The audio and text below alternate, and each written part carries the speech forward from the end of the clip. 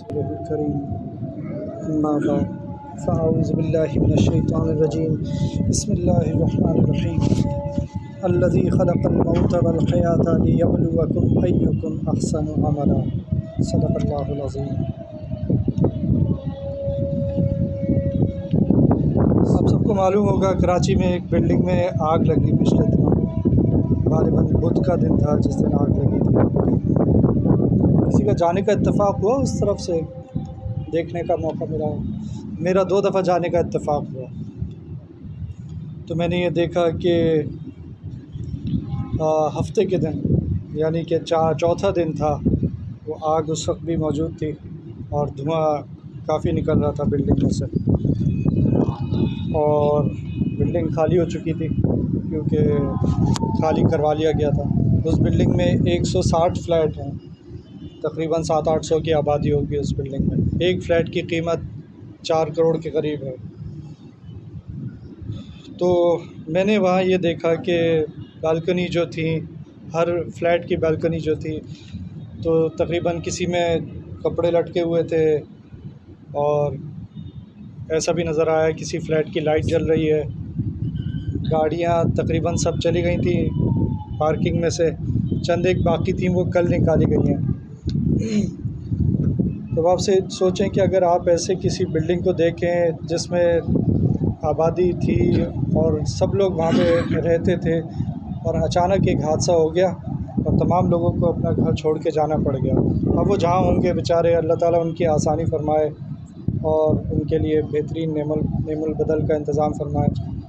لیکن یہ کہ ایک قیامت کی چھوٹی سی جھلک ہے، جب قیامت آئے گی اس وقت بھی ایسا ہی ہوگا کہ سب کچھ تباہ ہو جائے گا، اور جو جس حالت میں جو چیز تھی اسی حالت میں رہ جائے گی، اور انسان کو کوئی موقع نہیں ملے گا۔ تو یہ لوگ جو اس بلڈنگ میں رہتے تھے، وہ جب وہاں سے بھاگے ہیں تو وہ اپنی جان بچا کے کسی نہ کسی طرح بھاگے ہیں کہ کسی طرح ہم یہاں سے نکلیں۔ اور وہ فلیٹ جو انہوں نے اپنی زندگی بھر کی کمائی سے بنایا تھا، ساری زندگی کمائی ہوگی، لوگوں نے کتنی محنتیں کی ہوں گی، اور پھر وہ فلیٹ خریدا ہوگا اور اس کے اوپر کتنی محنتیں کی ہوں گی، اندر کتنے اچھے طریقے سے سجایا ہوگا، اللہ تعالیٰ نے چند منٹوں میں جو ہے نا وہ سب کچھ ختم کر دیا۔ اللہ کرے کہ وہ بلڈنگ ابھی بھی رہنے کے قابل ہے، لیکن سننے میں یہ آ رہا ہے کہ اب وہاں پہ شاید رہائش نہ ہو سکے، اس بلڈنگ کو سیل کر دیا گیا۔ یہ بھی سوچنے کی بات ہے کہ وہ آگ جو تھی وہ ان سے بہت دور تھی، بیسمنٹ میں تھی، اور وہ لوگ اوپر رہتے تھے، تو اس آگ نے ان کو چھوا نہیں ہے، وہ ان سے بہت دور تھی، لیکن وہ انہیں چھوڑنا پڑ گیا اس آگ کی دہشت کی وجہ سے۔ اور وہ آگ جو دوزخ میں ہوگی وہ 70 گنا زیادہ خطرناک آگ ہوگی، حدیث میں آتا ہے 70 گنا زیادہ خطرناک ہوگی۔ اور اس آگ سے بچنے کی ہم کوئی تیاری نہیں کرتے، کیونکہ ہم نے اس کو دیکھا نہیں ہے، ہم نے صرف سنا ہے۔ تو لیکن یہ کہ ہمارا ایمان تو یہ ہونا چاہیے کہ جب ہم سن لیں تو پھر ہم اس پہ یقین کر لیں اور پھر اپنی تیاری اسی طرح کریں۔ تو ایک تو یہ بات تھی جو مجھے، پھر یہ کہ وہاں پہ ایک لڑکا مر بھی گیا، اللہ تعالیٰ اس کو شہادت کا رتبہ عطا فرمائے۔ وہ کس طرح کہ وہ جاب کا انٹرویو دینے آیا تھا، اب وہ تو اپنا مستقبل بنانے کے لیے آیا تھا، چیس میں جاب کا انٹرویو دینے آیا تھا، لیکن وہاں وہ آگ میں پھنس گیا اور وہ اس بیچارے کا انتقال ہو گیا۔ تو یہ دنیا میں جو واقعات ہوتے ہیں ان سے ہمیں عبرت لینی چاہیے اور اپنی زندگی کو ٹھیک کرنے کی کوشش کرنی چاہیے۔ آپ کو یاد ہوگا کہ کچھ عرصے پہلے ایک اداکار تھے پاکستان کے جو کافی مشہور اداکار تھے، ان کو دل کا کوئی مرض ہو گیا، تو اب وہ ان کا علاج پاکستان میں نہیں تھا، تو پیسہ ایسا تو ان کے پاس بہت تھا، لیکن کچھ جانے کے انتظامات میں کچھ ضرورت تھی حکومت کی، تو حکومت نے ان کی مدد فرمائی اور وہ امریکہ انہیں جانا تھا۔ تو اب سب کا تو خیال یہ تھا کہ اگر یہ پاکستان میں رہے، علاج نہیں ہو سکا تو کہیں ان کی موت واقع نہ ہو جائے، تو اس لیے انہیں امریکہ لے جاتے ہیں تاکہ وہاں ان کو زندگی مل جائے۔ لیکن ہوا کیا کہ وہ جرمنی میں ان کا جہاز رکا تھا، اور پھر وہاں ان کی حالت خراب ہو گئی اور پھر ان کا انتقال جرمنی میں ہو گیا۔ تو پتہ یہ چلا کہ موت کا نہ تو کوئی وقت مقرر ہے اور نہ کوئی جگہ مقرر ہے، نہ ہم اس سے بھاگ سکتے ہیں۔ تو موت کا فرشتہ جو تھا وہ تو اللہ کے علم میں تو پہلے سے تھا کہ یہ جرمنی میں جائے گا اور جرمنی میں اس کی وفات ہوگی اور روح قبض کی جائے گی، لیکن بندے کو اور ہم سب کو نہیں پتہ ہوتا کہ کیا ہونا ہے۔ تو اس طرح اللہ تعالیٰ نے ان کا خاتمہ جو تھا وہ جرمنی میں فرمایا اللہ تعالیٰ ان کی مغفرت فرمائے۔ قرآن شریف میں آتا ہے اینما تکونوا یدرککم الموت، کہ تم جہاں کہیں بھی ہوگے موت تمہیں وہاں پر آ لے گی، تم جہاں کہیں بھی بچنے کی کوشش کرو موت تمہیں وہاں پہنچ جائے گی۔ تو یہ اب ہمارا طرز حیات اس طرح ہو گیا ہے کہ ہم چاروں طرف دیکھ رہے ہیں بری خبریں آتی رہتی ہیں، ہمارے قریب کے لوگ بھی مر جاتے ہیں اور ہمارے دل کے اوپر اثر نہیں ہوتا کہ اس موت کا ہمیں کوئی فائدہ پہنچنا چاہیے۔ جب ہم آس پاس دیکھتے ہیں کہ اموات ہو رہی ہیں یا حادثات ہو رہے ہیں تو ان سے ہمیں عبرت حاصل کرنی چاہیے۔ ہمارا حال یہ ہو چکا ہے کہ ہم اگر کسی کو دفنانے بھی قبرستان میں جاتے ہیں وہاں بھی دنیا کی باتیں کر رہے ہوتے ہیں اور آپس میں ہمارا اسی طرح مذاق ہو رہا ہوتا ہے جیسے کوئی کچھ ہوا ہی نہیں۔ تو ہمارے اوپر موت کا اثر ہونا بھی ختم ہو گیا ہے۔ تو اگر کوئی ہم دیکھتے ہیں کسی کو موت آ گئی ہے یا دنیا میں کوئی ایسا حادثہ ہو گیا ہے تو فوراً اللہ سے رجوع کرنا چاہیے، اپنی موت کو یاد کرنا چاہیے کہ ایک دن ہمیں بھی قبر میں جانا ہے، ایک اندھیری قبر میں جانا ہے اور ہمارے اوپر بھی مٹی ڈالی جائے گی۔ تو کیا ہم نے اس کی تیاری کی ہوئی ہے؟ تو نبی کریم صلی اللہ علیہ وسلم فرماتے ہیں کہ لذتوں کو ختم کرنے والی کو کثرت سے یاد کیا کرو، یعنی موت۔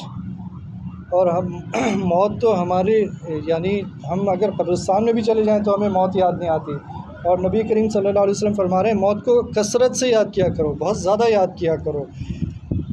اور یہ کیا ہے؟ لذتوں کو ختم کر دینے والی ہے۔ تو یہ دنیا کی جو لذتیں ہیں انہوں نے ہمیں موت کو بھلا دیا، لیکن اگر ہم موت کو یاد کریں گے تو ہمیں ان لذتوں سے آہستہ آہستہ ہم دور ہونا شروع ہوں گے اور ہمیں احساس ہوگا کہ یہ لذتوں کی جگہ حقیقت میں یہ نہیں ہے، لذتوں کی اصل جگہ جنت ہے، جہاں سے ہم آئے اور وہیں ہمیں جانا ہے، جنت سے ہی ہم آئے اور وہیں ہمیں جانا ہے۔ تو لیکن ہم دنیا کی لذتوں میں، جس کو قرآن شریف میں کہا گیا یہ دھوکے کی جگہ ہے، دھوکے کا سامان ہے، تو ہم اس میں مست ہو گئے اور اپنی موت کو بھی بھلا دیا۔ تو اچھا، موت کو یاد کرنے سے کیا فائدہ ہوتا ہے؟ جو حدیث میں آیا کہ موت کو کثرت سے یاد کیا کرو، اس سے کیا فائدہ ہوگا؟ اس سے فائدہ یہ ہوگا کہ جب ہم سوچیں گے کہ مجھے قبر میں جانا ہے تو پھر میں یہ بھی سوچوں گا میں نے نمازیں پڑھی ہیں یا نہیں، میری نمازیں چھوٹی تو نہیں ہیں، میں نے روزے پورے رکھے ہوئے ہیں یا نہیں، میرے اوپر حج تو نہیں فرض ہو گیا، میں نے حج کر لیا یا نہیں، میں نے کسی کے حقوق تو نہیں مارے ہوئے کہیں۔ ایک صاحب تھے، بڑے افسر تھے، میں کچھ واقعات آپ کے سامنے رکھوں گا، وہ میرے جاننے والے ہی تھے، جس کمپنی میں میں کام کرتا تھا اسی میں۔ ان کو ہارٹ اٹیک ہو گیا۔ جب ہارٹ اٹیک ہوا، کافی سیریس ہارٹ اٹیک ہوا، تو ان سے جب ملنے گئے لوگ تو انہوں نے کہا کہ وہ فلاں کو بلاؤ اور فلاں کو بلاؤ، چند نام لیے انہوں نے کہ اس کو بلاؤ، اس کو بلاؤ، اس کو بلاؤ، اور پھر انہوں نے ان لوگوں سے معافی مانگی کہ مجھے معاف کر دو، میں نے تمہارے ساتھ زیادتی کی ہے، اور تو پھر ان لوگوں نے معاف بھی کر دیا۔ لیکن ہوا کیا، جب انہیں موت یاد آئی تو انہیں اس بات کا احساس ہوا کہ میں نے لوگوں کے ساتھ زیادتی کی ہے، ان سے معافی مانگ لوں اس دنیا سے جانے سے پہلے، کہیں وہاں پہ میرا حساب کتاب ہوگا اور میں پھنس جاؤں گا۔ تو اسی طرح بہت سے معاملات ہوتے ہیں، کسی کا حق مارا ہوا ہو، کسی کا پیسہ لیا ہوا ہو، کسی کی زمین پہ قبضہ کیا ہو، کسی کو تکلیف پہنچائی ہو۔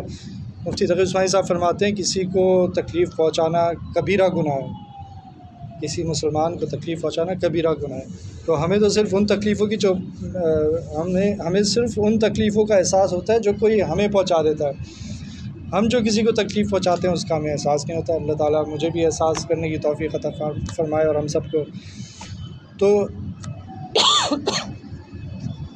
تو یہ موت کو یاد کرنا، موت کا ذکر کرنا، اور صوفیہ کے زبان میں مراقبہ موت کہتے ہیں اس کو، کہ آدمی تھوڑی دیر بیٹھے، رات کو بیٹھے اور ایسا سوچے کہ میں مر گیا ہوں اور مجھے قبر میں اتارا جا رہا ہے۔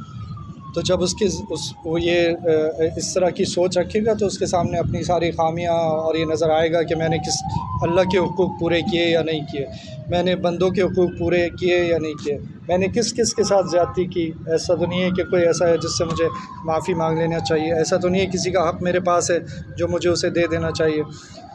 تو پھر ان سب باتوں کا خیال آتا ہے، اور پھر اور کیا فائدہ ہوتا ہے؟ اور یہ فائدہ ہوتا ہے کہ دنیا سے بے رغبتی پیدا ہوتی ہے۔ ابھی جو ہم دنیا میں کھوئے ہوئے ہیں اور دنیا سے چمٹے ہوئے ہیں، اور ہمیں یہ بھی چاہیے اور وہ بھی چاہیے، اور بچوں کی ایسی تعلیم ہونی چاہیے، ساری دنیاوی سوچیں ہیں۔ میں نے ایک بچے سے پوچھا، اس نے ٹی شرٹ پہنی ہوئی تھی، میں نے پوچھا تمہاری ٹی شرٹ پہ کیا لکھا ہوا ہے؟ تو اس نے کہا رونالڈو لکھا ہوا ہے. تو میں نے پوچھا یہ کیا ہے رونالڈو؟ تو اس نے کہا یہ فٹ بال کا کھلاڑی ہے. تو پھر میں نے اور کچھ بچوں سے پوچھا تو انہوں نے بھی بتا دیا. پھر میں نے پوچھا اچھا خالد بن ولید کون ہے؟ تو اس نے کہا مجھے نہیں پتہ. پھر میں نے اور بچوں سے پوچھا تو ایک بچہ ایسا تھا، یہ والا بچہ تھا، جس نے ماشاء اللہ بتا دیا کہ خالد بن ولید کون تھے اور سپہ سالار تھے. لیکن ہم تو اب جب ہمیں موت کا احساس ہوگا تو پھر ہمیں یہ بھی احساس ہوگا کہ بچوں کی جو تربیت مجھے کرنی تھی وہ میں نے کی یا نہیں کی، یا بچے بھی اسی لائن پر چل رہے ہیں جس پہ پوری دنیا چل رہی ہے. اے لیول او لیول کی تو مجھے بہت فکر ہے، لیکن دین جس کو کہا گیا کہ یہ دین کا علم فرض ہے، اللہ تعالیٰ نے دین کا علم فرض کیا تھا، وہ میں نے خود تو حاصل کیا نہیں، کیا بچوں کے لیے بھی سوچ رہا ہوں یا نہیں سوچ رہا. تو پھر یہ سب باتوں کا احساس ہوتا ہے اور پھر ہم اپنی زندگی پر نظر ڈالتے ہیں تو پھر یہ موت کا جو مراقبہ ہے یا موت کی یاد جو ہے، جو کثرت سے نبی کریم صلی اللہ علیہ وسلم نے فرما دیا، یہ ہماری پھر زندگی کا حصہ بن جانا چاہیے کہ ہمیں روزانہ یاد آئے کہ اس دنیا سے جانا ہے، اس دنیا سے جانا ہے، یہ دنیا ختم ہو جائے گی. تو جب ختم ہو جائے گی تو میں اپنے ساتھ کیا لے کے جاؤں گا؟ تو بس اللہ تعالیٰ مجھے بھی عمل کی توفیق عطا فرمائے، ہم سب کو عمل کی توفیق عطا فرمائے. ربنا تقبل منا انك انت السميع العليم وتب علينا انك انت التواب الرحيم. وصلى الله تعالى على خير خلقه محمد وعلى اله واصحابه اجمعين. آمين برحمتك يا ارحم الراحمين.